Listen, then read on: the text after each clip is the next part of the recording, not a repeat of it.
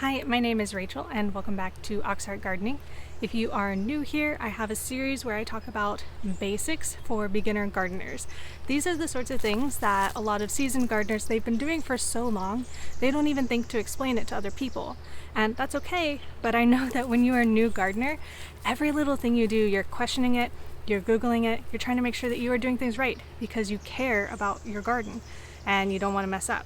So I'm going to do my best to explain simple concepts in this series so that you don't have to worry, am I doing this right? So today I want to show you how to remove dead plants from your garden.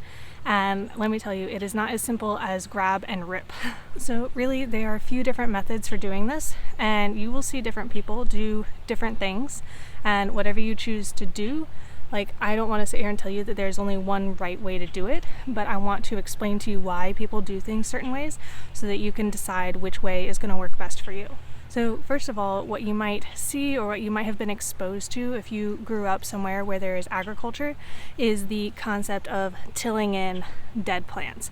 This usually happens on a large scale. This is where people come in after the crops have been harvested and they till all the dead plants back into the soil to kind of help restore the nutrients back into the soil and have them compost in place and stuff like that. And that works pretty all right on a large scale, and that works all right if you are tilling regularly. But in home gardens, tilling isn't always an easy option. It takes a lot of work, and it isn't always the healthiest option for your soil. In my home garden, I am practicing no-till gardening. I did till initially to get the space set up, but the plan is to never ever till again. And the reason for this, which is going to lead to the way that I take plants out of my garden, is because I don't want to disturb the structure of the soil. As plants and bacteria and mushrooms and all of these things that live in the ground do their thing and live in the ground, they are roots are making a web through the soil, mycelium are coming towards them and having interactions, and then bacteria are also forming relationships with both of those plants and fungi, and this creates a structure like a mini city underneath the soil. And so when you are tilling, you're actually ripping apart all of those cities that are hosting good bacteria and fungi and have aerated structure in the soil. And so what I do when I'm removing plants is I clip the stem right at the surface of the soil. And this leaves the roots intact but gets all of the dead stuff out of my way so that I can plant new stuff. If you want to learn more about no-dig, no-till gardening, you can learn from Charles Dowding. He is the big name in this. I have learned everything I know about it from him and his channel. So I'll link him below. You can check him out. But if you are not somebody who wants to practice no-dig gardening, that is okay. I think you should be educated on what your options are, but if you don't want to do that, that's okay. And so when you're not practicing no-dig, you don't have to be as careful about removing plants with clippers at soil level. You can actually reach in and twist and pull them out of the soil, roots and all. And if you're doing this, you probably want to shake off as much of the soil as possible from that root ball just to keep it in place. And then likely you're going to take that stem and go and compost it, same as you would if you were going to clip it at soil level.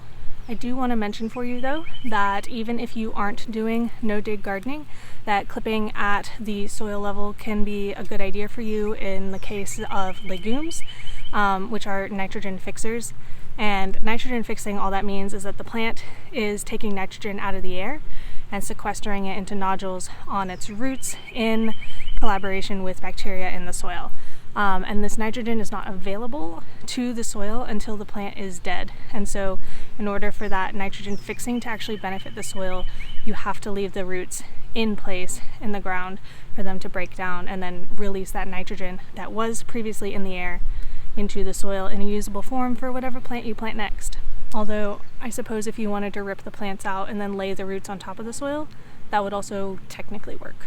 And so your next question might be, okay, I understand, cut it off at soil level, but what about things like root vegetables or onions or potatoes or things that grow in the ground? And for that, really there's no way around kind of digging it out of the soil. With onions and root vegetables, you can just grab the top, twist, and lift out, and that will disturb the soil only a little bit.